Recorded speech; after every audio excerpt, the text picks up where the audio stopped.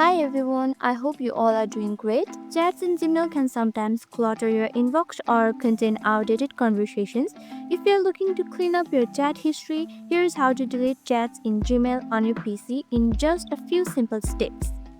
First things first, open your preferred web browser and log in to your account. In the left hand side, click on More.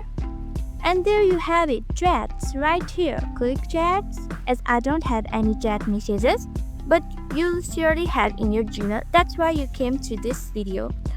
Simply tap on this icon right here and select it. Once you select it, all of your chats will be selected, and click on the delete icon, which will be right here. Click on it and click move to trash, and all of your chats will be moved to trash.